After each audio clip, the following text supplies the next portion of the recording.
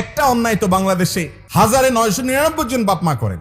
বেশিরভাগ বাবা মা এই জায়গায় এসে ভালো মানুষের পরিচয় দিতে পারেন না, মুসলমানের পরিচয় দিতে পারেন না।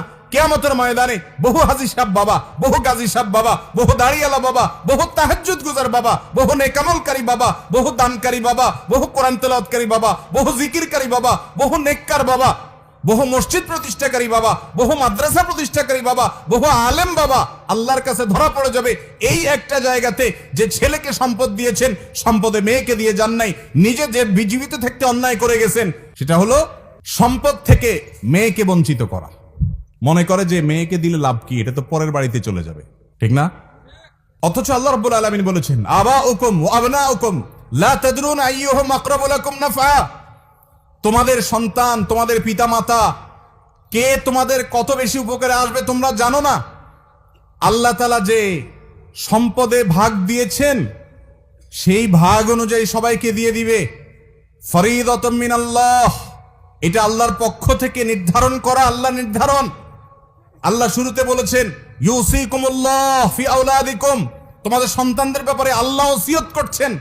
আল্লাহ মালিক হয়ে, সৃষ্টিকর্তা হয়ে অর্ডার করছেন, এটা না বলে আল্লাহ বলছেন ওসিয়ত করছেন, সেটাও অর্ডার। কিন্তু এই শব্দের মাধ্যমে এক ধরনের আবেদন আছে, এর মধ্যে এক ধরনের আবেদন আছে। আল্লাহ ওসিয়ত করছেন সম্পদ বন্টনের ক্ষেত্রে, এটা আল্লাহর নির্ধারণ। খবরদার, এটা তুমি এটাকে চেঞ্জ করার ইখতিয়ার তোমার রাখো না। তোমার সম্পদে তোমার ছেলের যদি 1 আনা হক থাকে, মেয়ের 8 আনা আছে। তোমার ছেলের যদি 50 টাকা হক থাকে, মেয়ের 25 টাকা আছে। আপনার ঘরে জন্মগ্রহণ করেছে, সে আপনার সন্তান, তার পাওনা হয়ে গেছে, এটা আপনাকে দিতে হবে। এমনকি সে যদি আপনার কথা না মানে, সে আপনার প্রতি খেয়াল না রাখে, তারপরও তাকে হক দিতে হবে। এটা আল্লাহর নির্ধারণ, আপনি এটাকে চেঞ্জ করার কোনো অধিকার রাখেন না।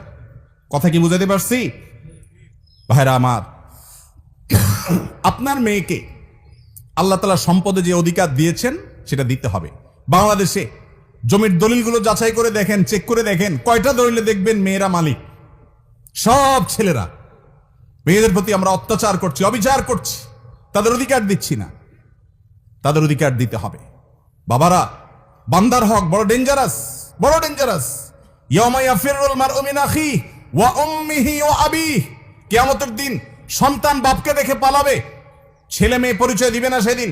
আপনি এর আশা করেন না যে আমারই তো মেয়ে। অনেক বাপ মা আছে নিজের এই অবৈধ কর্মটাকে হালাল করার জন্য মেয়েকে ডেকে বলে, বা মা তোমাদেরকে আল্লাহ অনেক দিচ্ছে, এখন তোমরা তো যাই হোক বিয়ে শাদী হয়েছে, খরচ টরচ করছি, এখন এগুলো আমি এদেরকে দিতে চাই, তোমরা কি বলো? তো মেয়েরা শরমে পড়ে, লজ্জায় পড়ে, কি আর বলবে, ঠিক আছে আব্বা আপনি যেটা ভালো মনে করেন।